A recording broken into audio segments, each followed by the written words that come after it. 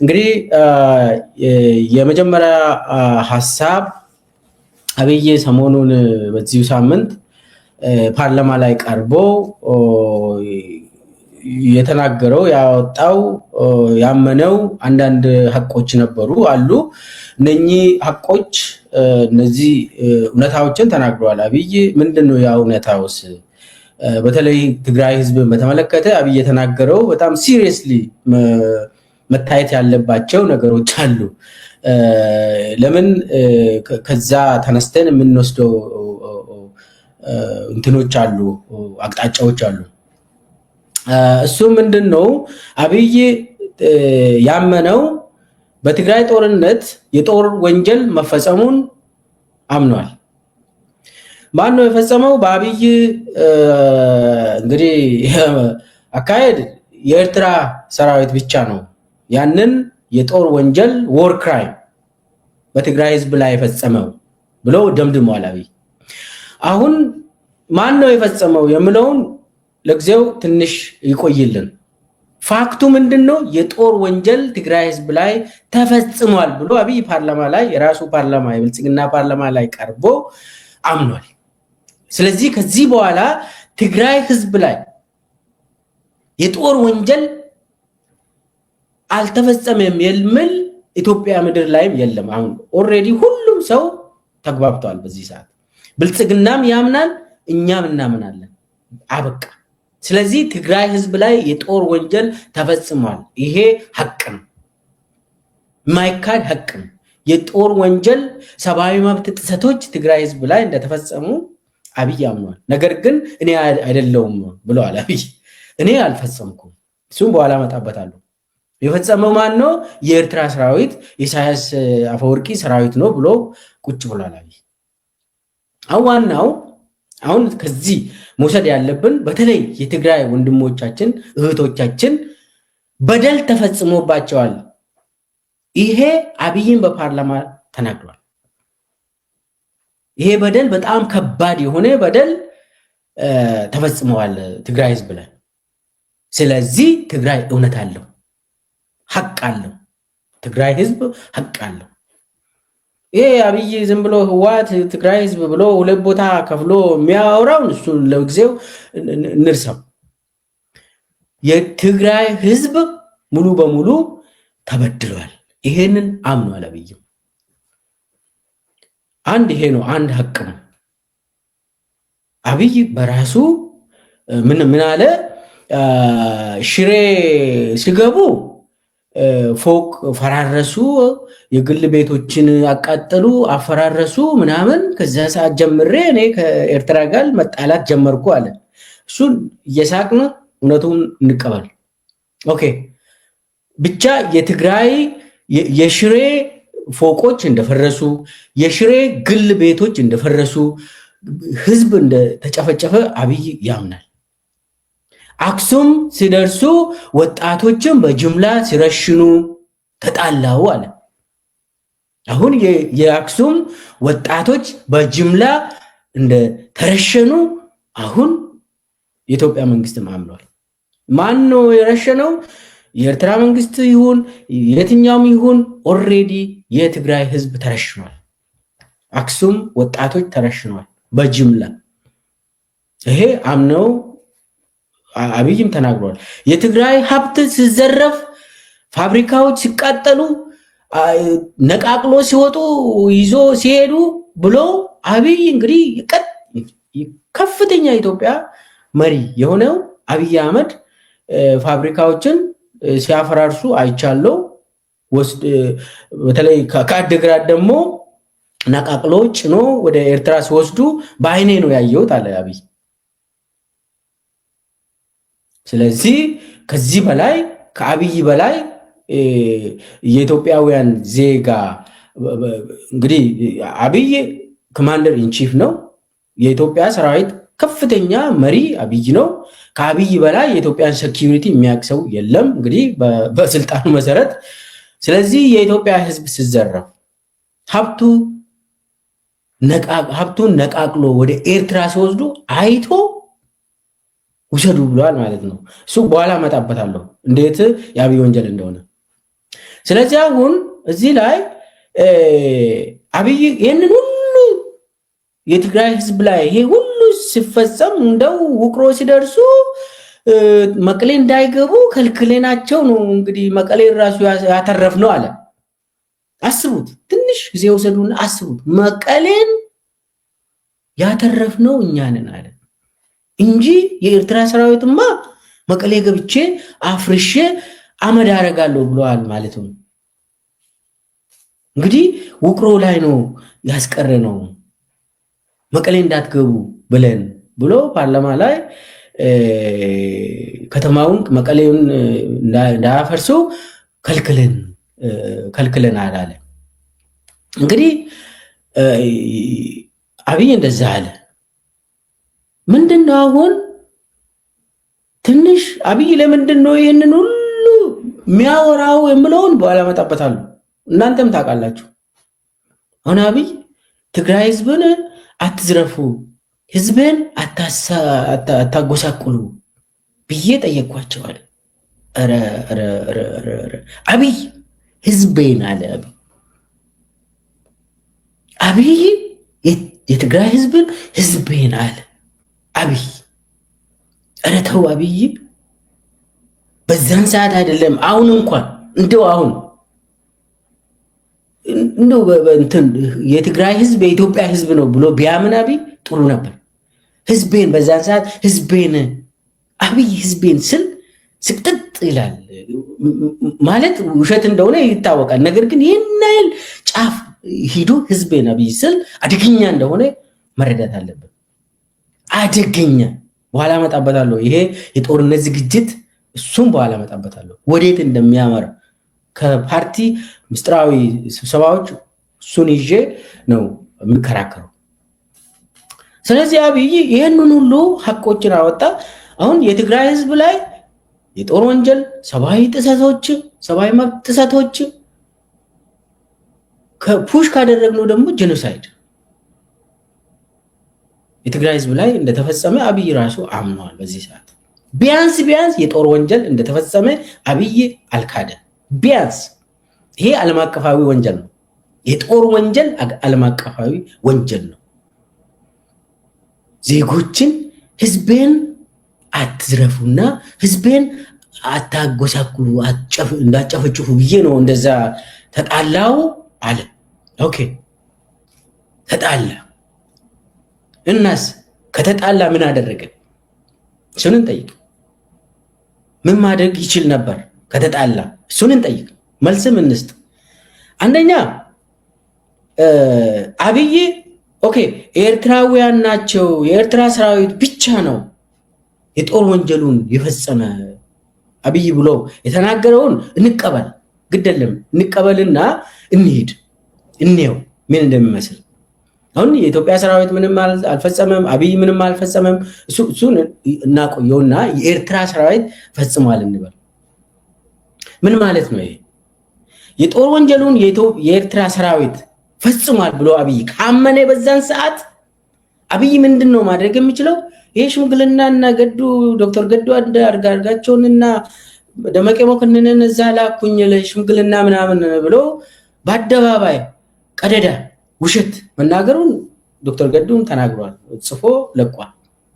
ውሸት ነው ብሎ ውሸት መሆኑን እንግዲህ ዶክተር ገዱ በህይወት ስላለ ክርም ስላለው ተናግሯል። አብይ ቃል አሁን ምንድነው? ኦኬ የኤርትራ ሰራዊት ያንን ፈጽሟል ብሎ አብይ አምኗል። ከዛስ ምን መደረግ አለበት? አብይ ምን ማድረግ ነበረበት? ሽምግልናው እሱ ውሸት ነው፣ መፍትሄ መሆን አይችልም። በዛን ሰዓት አንደኛ ላይ የኤርትራ ሰራዊት በግብዣ ነው የገቡት። ልብ በሉ፣ በአብይ አህመድ በኢትዮጵያ ጠቅላይ ሚኒስቴር ግብዣ ነው። ይሄ ኦፊሻል ኢንቪቴሽን ነው። ማንኛውም አገር ሌላ አገር ውስጥ ገብቶ አንድ መንግስት አግዞ ወታደሩን ሌላ አገር ውስጥ ማሰማራት የሚችለው የሀገሪቱ ከፍተኛ መሪ እና ፓርላማው ራሱ አምኖ ኢንቫይት ካደረገ ነው። ይሄ ኢንተርቬንሽን ባይ ኢንቪቴሽን ይባላል። ኢንተርናሽናል ሎ ውስጥ አለ። አንድ አገር መንግስት የውጭ አገር ሰራዊትን ጋብዞ ማስገባት ይችላል በህጉ በዓለም አቀፍ ህግ መሰረት። ነገር ግን እንዲህ አይነት ኢንተርቬንሽን ባይ ኢንቪቴሽን የሚፈቀደው ያ መንግስት ቅቡልነት ካለው ነው። ያ መንግስት ሌጂቲመሲ ካለው የውጭ ሀገርን ወታደር አስገብቶ በተለይ እንደዚህ አይነት ሲቪል ወር መንግስትና ህዝብ እየተዋጉ ባሉበት ጊዜ የውጭ ሀገር ኃይል ጋብዘ ህዝብን ማስጨፍጨፍ አይቻልም። በህጉ በዓለም አቀፍ ህግ መሰረት በዓለም አቀፍ ህግ መሰረት የውጭ ሀገር ሰራዊትን ጋብዘ ለምሳሌ በጎርፍ ሰው ከተሰቃየ ትለምናለ የጎረቤት ወታደሮች የተለያዩ ችግሮች ውስጥ ችግር የፖለቲካ ያልሆኑ የውስጥ ችግሮች የትግራይ ጦርነት የፖለቲካ ጦርነት ነው። የፖለቲካ ጦርነት ነው የትግራይ ጦርነት። የአማራ ጦርነትም የኦሮሚያ ጦርነትም የፖለቲካ ጦርነት ነው። እንደዚህ አይነት ውስጥ የውጭ ሀገር ወታደር ጋብዘ አይቻልም። ኦኬ አብይ ግን ጋብዟል። አብይ ኦፊሻሊ የኤርትራ መንግስትን ጠይቆ የኤርትራ መንግስት ደግሞ ወታደር ሰጥቶ ወታደሩ ገብቶ ትግራይ እንዲወር ተደርጓል። ስለዚህ የኤርትራ ሰራዊት የኢትዮጵያ መሬት ውስጥ የገቡት የኢትዮጵያ ሉዓላዊ መሬት ውስጥ የረገጡት በአብይ ግብዣ መሆኑ እዚህ ላይ 100% ይታወቃል። ከዛ ምንድነው ያ የተጋበዘ ወታደር ወንጀል ከሰራ እንዴት ነው የሚገዛ? ያ ወታደር እንዴት ነው የሚተዳደረው? ለምሳሌ የኤርትራ ወታደር በአብይ ግብዣ ገብቷል። አብይ ቅቡልነት አልነበረውም። ያ ግብዣ ተቀባይነት የለም፣ ግን ኦልሬዲ ሆኗል። እንቀበል በቃ አምባገነን የውጭ ሀገርን ወታደር ጋብዞ አስገብቷል። ከዛስ አንድ መሪ ራሱ የጋበዘው ጋብዞ ያስገባው ሰራዊት የራሱን ህዝቤን አለ አይደል? አብይ ትግራይ ህዝቤን አለ እንደው እሺ ኦኬ ትግራይ የአብይ ህዝብ ነው እንበል።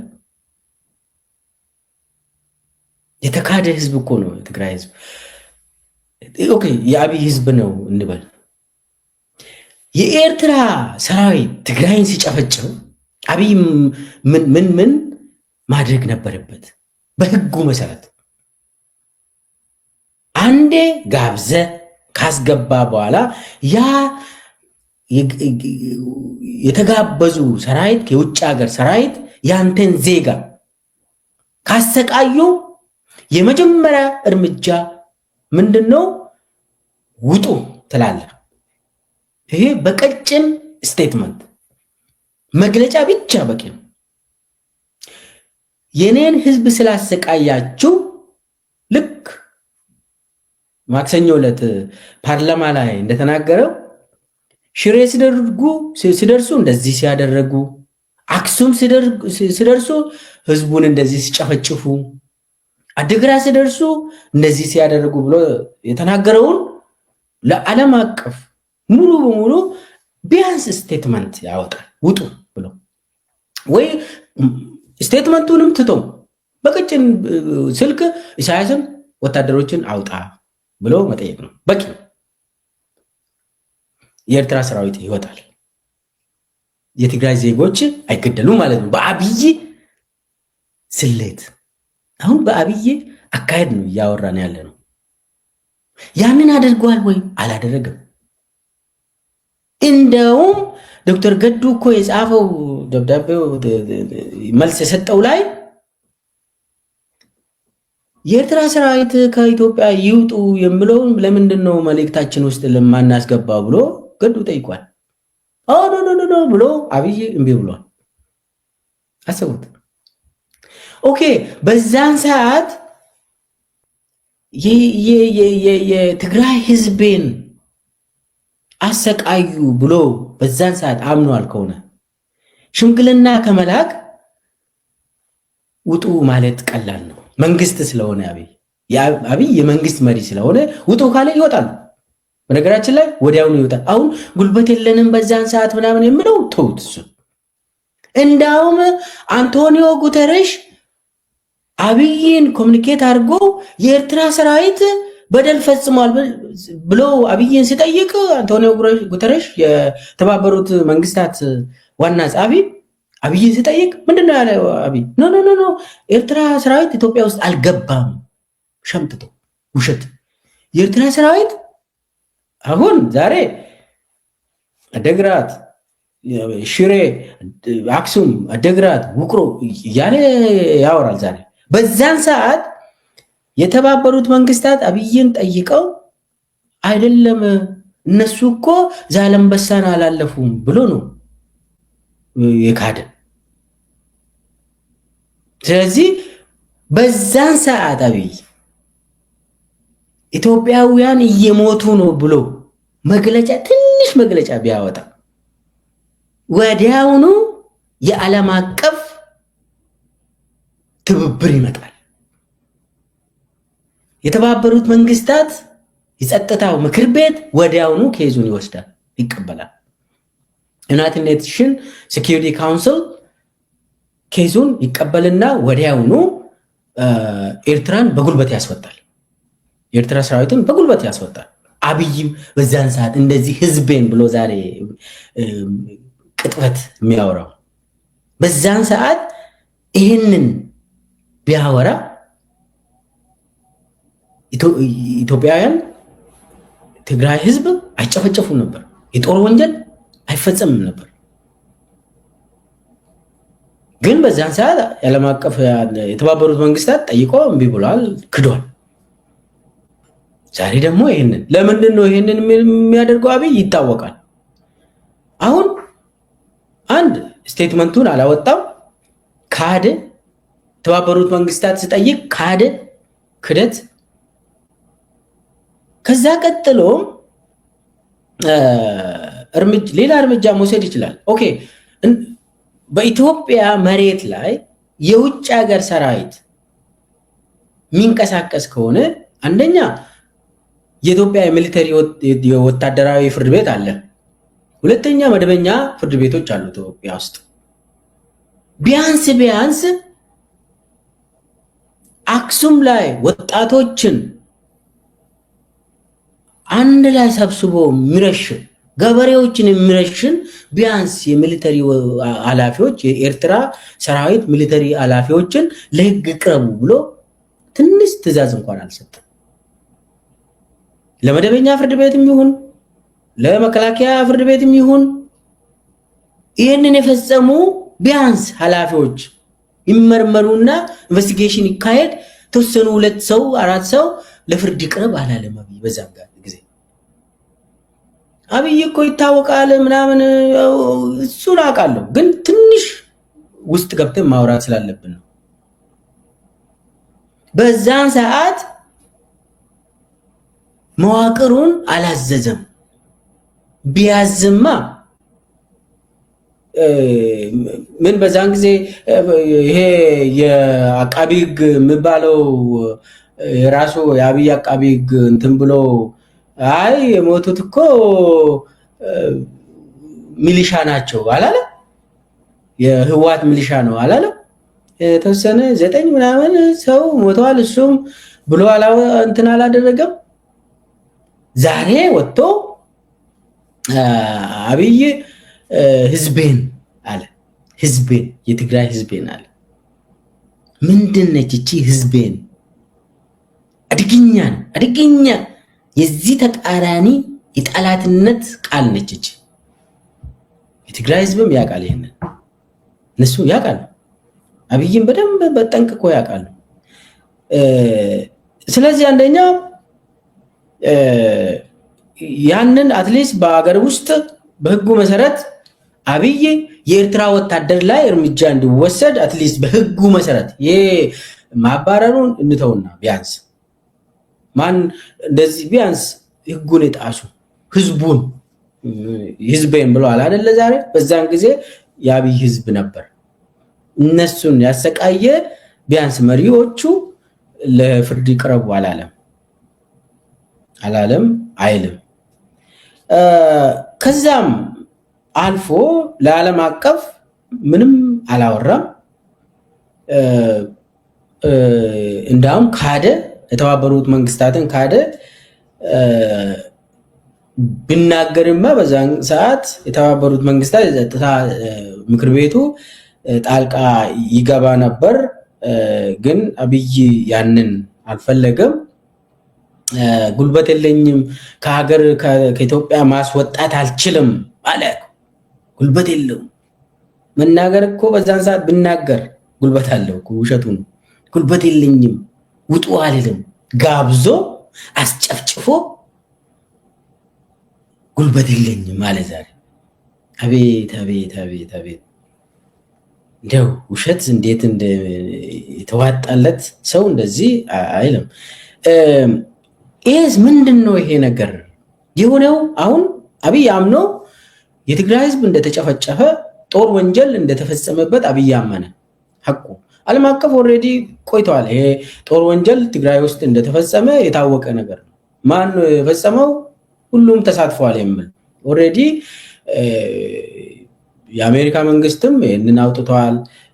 የተለያዩ ዓለም አቀፍ ድርጅቶች የጦር ወንጀል፣ ሰብአዊ መብት ጥሰቶች እንደተፈጸሙ በሁሉም አካል ይሄ የታወቀ ነው። ግን አብይ ያንን የፈጸመው የኤርትራ ሰራዊት ብቻ ነው የሚል አቋም ይዘው ኦኬ። እንደዚህ ከሆነ ዛሬ ከ4 ዓመት እንግዲህ 6 ዓመት ነው ይሄ ወንጀል ከተፈጸመ 6 ዓመት ሞላ። ከ6 ዓመት በኋላ ኦልሞስት 6 ዓመት እየሞላ ነው።